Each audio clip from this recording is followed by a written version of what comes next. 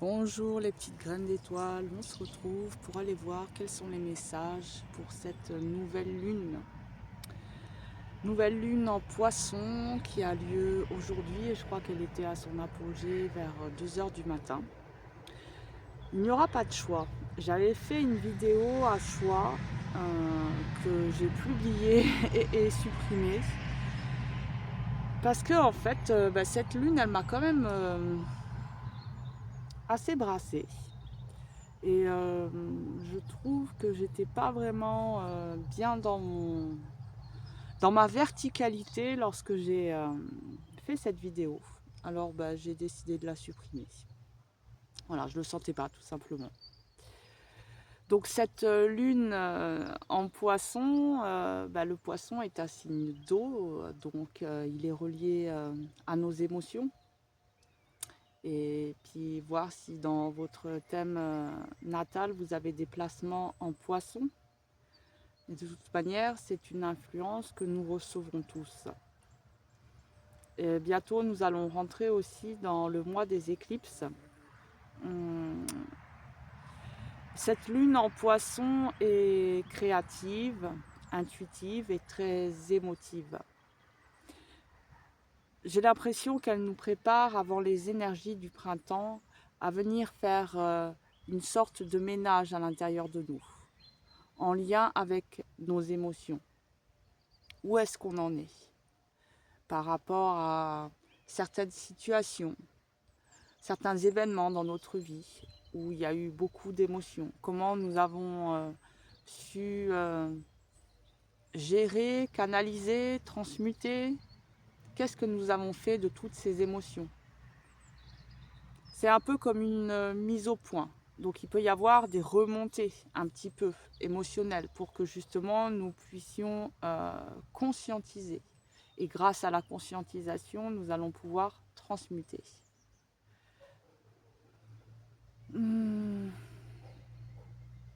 Voilà, je crois que c'est à peu près tout ce que j'avais envie de dire. Donc on va y aller. On va aller voir vite fait. Hein. J'ai pas pris beaucoup de cartes. C'est parti.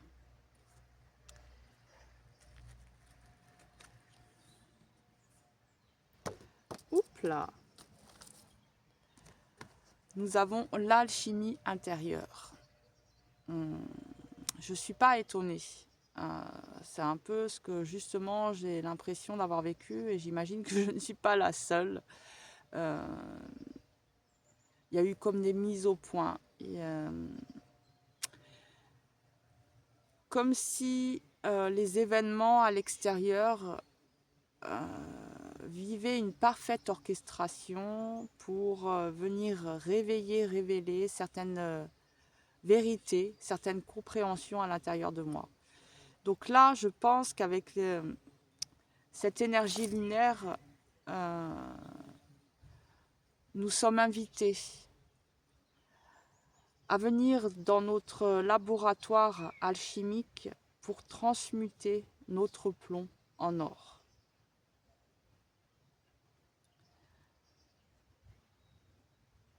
Tout au long de notre parcours, de notre incarnation, il y a de nombreuses fois où nous sommes invités dans notre laboratoire alchimique. Je dirais même qu'il y a une partie de nous qui y vit en permanence et qui chaque jour transmute.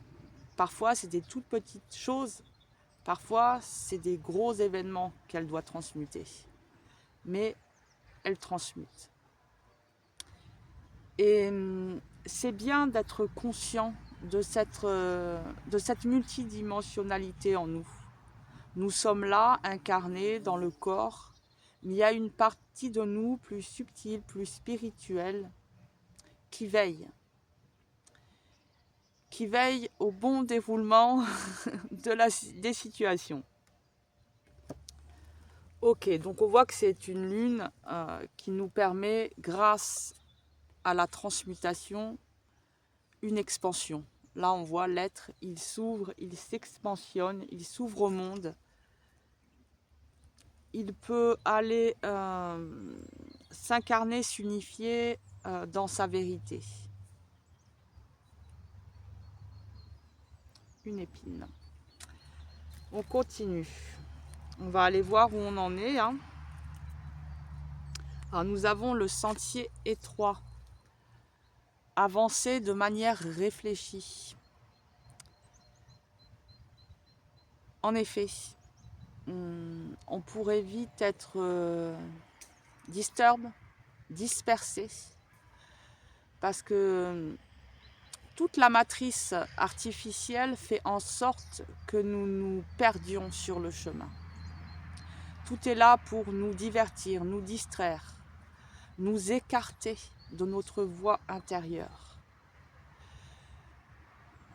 Et là, on le voit en ce moment qu'il y a comme un acharnement des forces obscures parce qu'elles ont peur que nous nous éveillions, que nous nous révélons, notre divinité, notre lumière. Donc tout est fait pour nous maintenir dans une forme d'ignorance. Donc avançons de manière réfléchie. Ayons conscience de chacun de nos pas, de chacune de nos actions. Faisons en sorte qu'elles soient au service de l'amour et de l'évolution. Soyons assurés, avant de nous exprimer ou de poser un acte, que celui-ci est au service de l'évolution.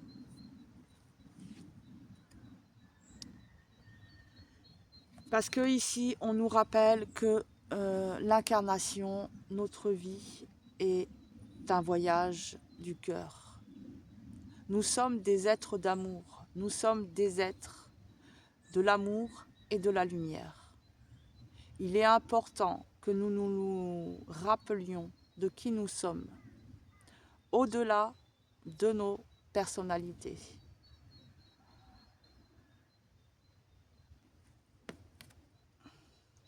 L'amour coule à travers vous et jusqu'à vous.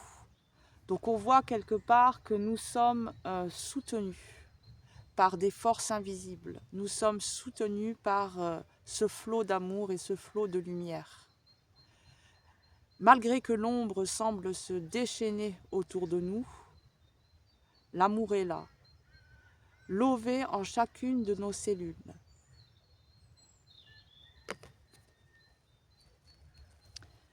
À nous de le révéler et de le partager au monde, de le partager avec ceux que nous aimons, ceux qui nous accompagnent aussi.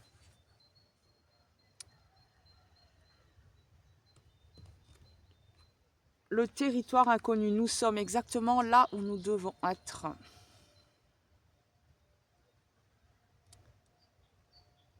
Donc c'est rassurant, parce que quand on voit un peu voilà, toute cette agitation un petit peu obscure et violente qui se déchaîne sur Terre, on pourrait parfois se demander si on n'a pas fait marche arrière et qu'on est en train d'aller se perdre quelque part dans les ténèbres. Mais non, apparemment ça fait partie du processus. Ça fait partie du processus de l'évolution. Et nous sommes exactement là où nous devons être. Donc apparemment, ça se passe bien. On avance, on est des bons élèves. On est en train de transmuter, d'évoluer. On vit notre transfiguration. Même si cela peut sembler un petit peu long, un petit peu laborieux par moments, c'est vrai qu'à l'échelle de l'éternité, ce n'est qu'un battement de cils. Donc, soyons confiants. Mais on se dirige quand même vers des territoires inconnus. Et c'est ça qui est d'ailleurs très rassurant aussi. C'est que nous sommes en quête et nous allons aller explorer des territoires inconnus. Donc c'est possible que cette première paix mondiale puisse un jour exister. C'est un territoire inconnu. car notre histoire est jonchée de guerres et de massacres. Et au fond de nous, nous portons tous ce rêve absolu d'une paix mondiale. Et ça fera du bien un jour qu'on nous dise: le temps de la paix mondiale est enfin arrivé.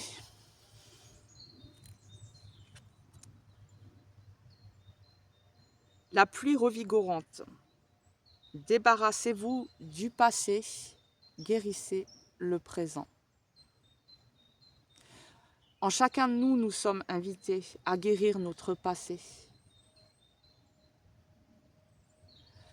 à se débarrasser du passé pour guérir le présent.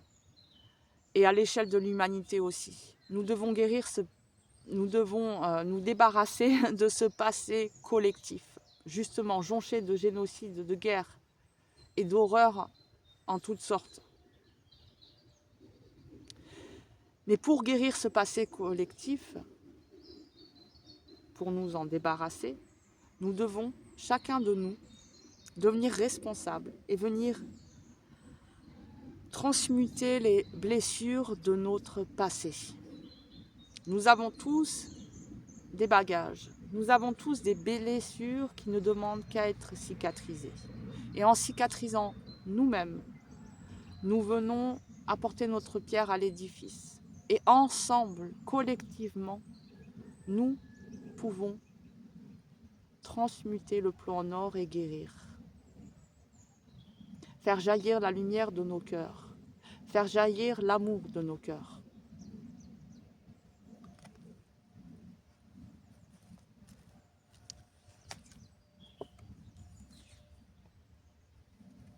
La méditation et la communication.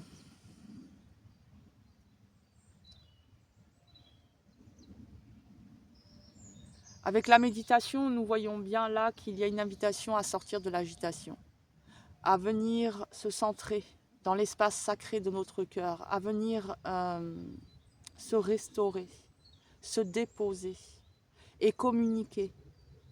Communiquer les uns avec les autres, en vérité, avec amour, mais communiquer aussi de nous à nous. Communiquer avec cette partie en nous, cette partie divine, cette partie d'amour et de lumière, que trop souvent nous avons tendance à délaisser parce que nous avons des préoccupations. Nous avons, bref, toutes sortes d'excuses. Mais là, justement, dans cette lunaison, il y a une invitation à venir s'intérioriser pour venir vraiment dans notre cœur, dans nos profondeurs, dans nos abysses. J'ai l'image de plonger dans nos abysses pour venir y cueillir cette petite fleur sacrée. Et je vois comme c'est très sombre. Et là, il y a cette petite fleur qui rayonne de lumière. Venir l'accueillir et la déposer en notre cœur. Voilà l'image que je vois. Alors, on continue. On a le réceptacle. Donc il y a des énergies assez puissantes. Et on nous demande justement de nous mettre dans un état de réceptivité. Nous sommes des réceptacles et nous sommes des émetteurs. Et si nous recevons de l'amour et de la lumière, nous allons pouvoir émettre à notre tour de l'amour et de la lumière. C'est notre façon de coopérer avec la vie.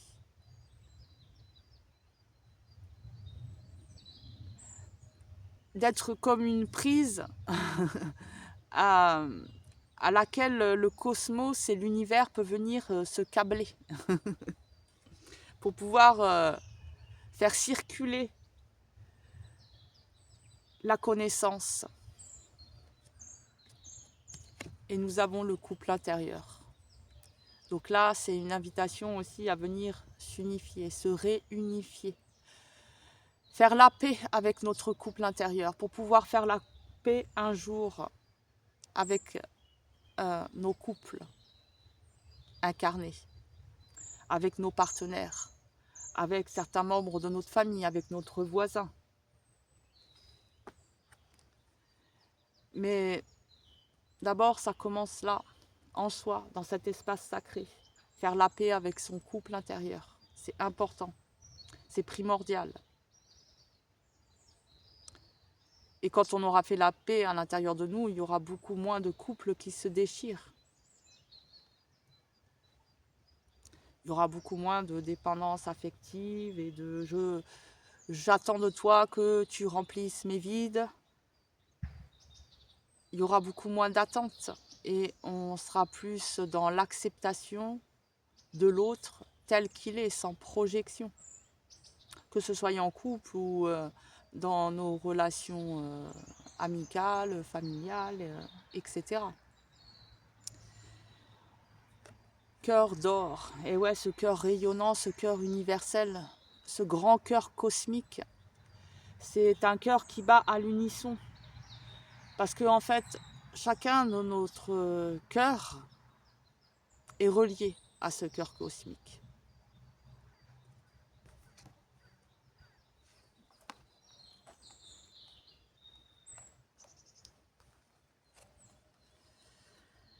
Et pour terminer, nous avons l'esprit du castor, posé de solides fondations. Et oui, c'est qu'en étant bien ancré sur de bonnes fondations, des fondations saines, que nous pourrons nous élever.